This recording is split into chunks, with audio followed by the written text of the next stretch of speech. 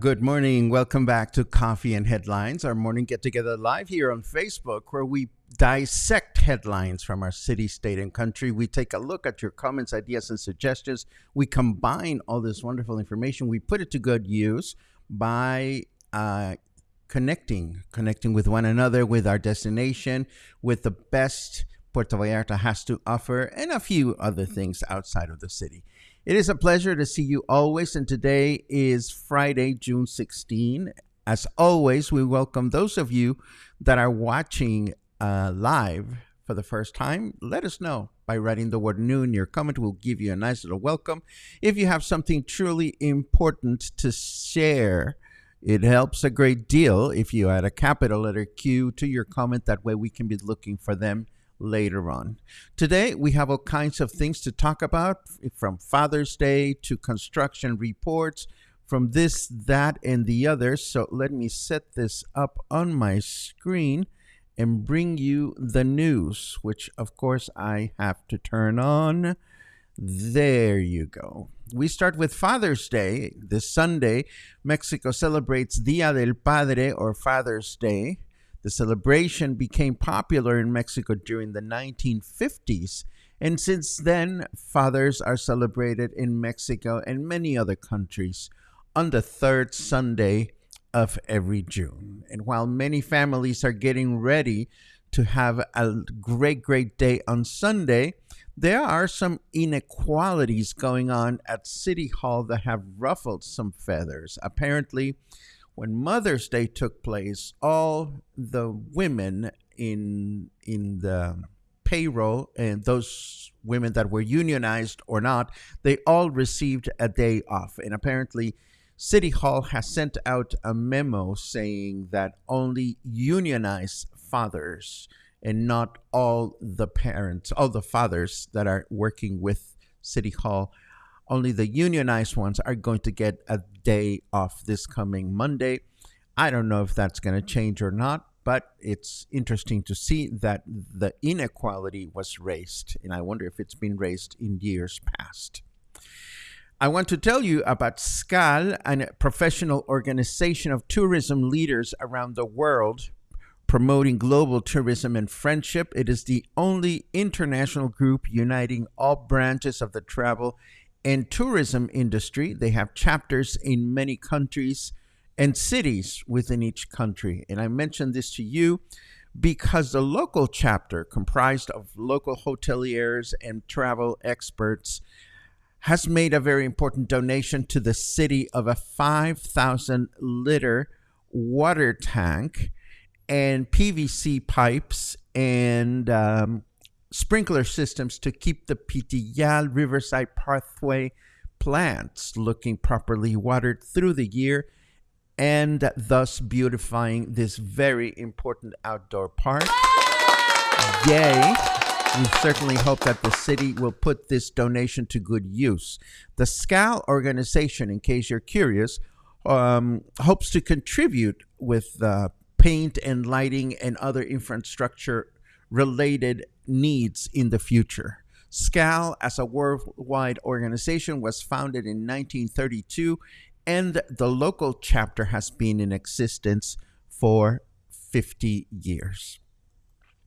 Now, Contralinea reminds us of something we already know. If you hop on a city bus that has a working air conditioning system and it is actually turned on, you should consider yourself very fortunate.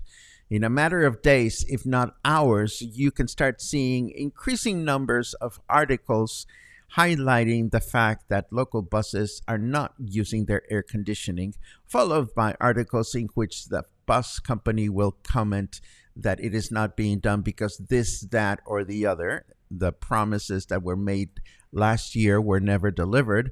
So I actually wonder if anybody has actually asked a driver, are you receiving specific instructions not to turn the air on? Because it really feels that way. But what do I know? I don't want to start rumors or anything. All I can say is if you're lucky to get an AC bus and the AC is running, just consider it a Christmas gift, maybe. And speaking of Christmas, if you live in Texas and are looking for good flight deals to Puerto Vallarta this December, you may want to keep an eye on the American Airlines website, as they have just announced a major flight increase to many Latin American destinations starting this winter, including Puerto Vallarta. This whole thing begins on December 5th, and when we can expect 4 daily flights from Texas arriving through American Airlines. So hopefully good promotions will be announced by the airline along with the actual number of flight increase. So if you live in Texas and you want to get here, keep an eye on American Airlines. A few weeks ago, we announced that improvements were starting along Pavo Real Street in Colonia Aralias. And even though we are talking about only 150 meters of pavement, progress seems to be moving a little bit on the slow side, as there is no specific date in which either lane will be operating again, but at least it's being worked on. And last in our news, more properties illegally acquired by former Nayarit Governor Ney Gonzalez were seized, now totaling 54. What do you do with 54 properties when you're a governor? I have no idea. There is a worldwide search for the very good governor who is still missing in action. And missing in action is the rain. Let's take a quick look at the weather forecast for today. And where are you, weather forecast? There you are. That cloud looks like Caligula appointing his horse to the Roman Senate. Whatever. It is 29 degrees right now, and humidity is at 73%. Although I must say last night was pretty comfortable. I went out for dinner with some friends, and late at night there was no humidity. It was a beautiful walk. But temperature again is 29 degrees, 85 degrees Fahrenheit, and the weather forecast for today tells me that we are going to enjoy a humid day with mostly cloudy skies throughout the day, a high of 32 and a low of 25. And then tomorrow, Saturday, we can expect a humid day with clear skies, a high of 32 and a low of 25. And Sunday, humid with clear skies through the day, chance of rain 7%, a high of 32 and a low of 24. So not much action going on as far as rain is concerned, but we already reported that we shouldn't be expecting any rain just yet, although we do keep our fingers crossed. Moving right along, I want to show you this beautiful photo. Well, I say beautiful because I took it, but I want to show you this photo that I took in Guadalajara a couple of trips ago.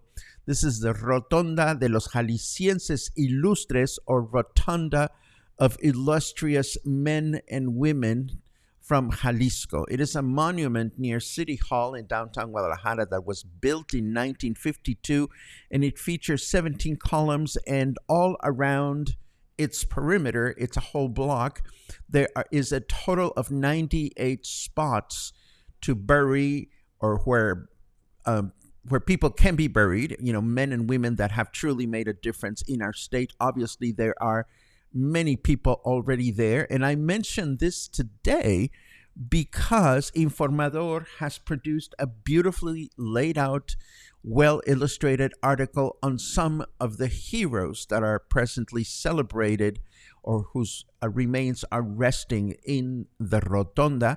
I did not get into the specifics of the article, but I immediately flagged it as something that I will want to come back whenever is a good time to share with you more stories about the people that have built our state.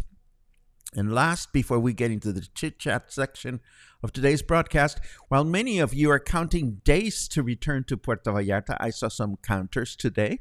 Many Mexicans are pining for vacation days at other destinations. According to Despegar, a Latin American travel agency, the most popular destinations, domestic destinations where us Mexicans wish to go, apparently is in top level Cancun, followed by Mexico City, Puerto Vallarta, Playa del Carmen, and Acapulco. And when it comes to international destinations, where do Mexicans want to go? Well, we favor New York, Las Vegas, Paris, Orlando, and Madrid. I wouldn't mind any of those places, actually, the international ones.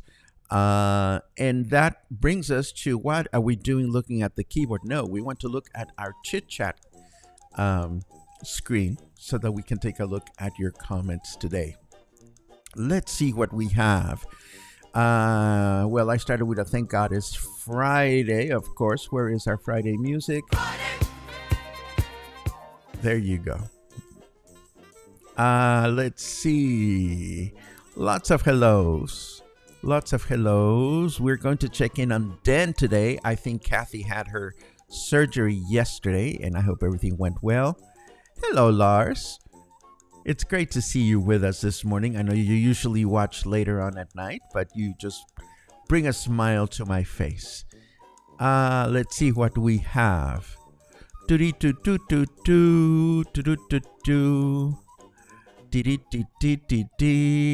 of chatting, which I love.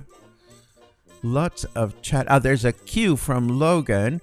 Buenos dias. If anybody has a lead for an Acapulco chair repair service shop or vendor, preferably around Pitillal or along Francisco Villa, need the straps replaced on one of my chairs. That is an awesome question. It's interesting because I see the cars, the big trucks that sell the furniture, go by from time to time. But by the time you think you're going to be able to stop the truck and ask them, where do you actually stop to sell the stuff? They're usually gone. But good luck with that, Logans. Hopefully somebody will have an answer for you. Let's see what else.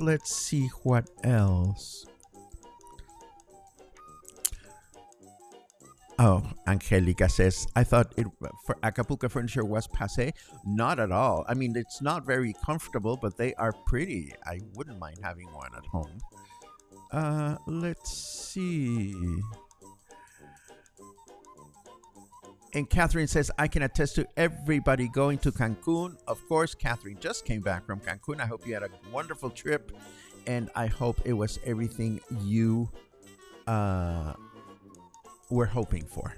Scott asks, do you think that you might ever do a live broadcast of the music talks?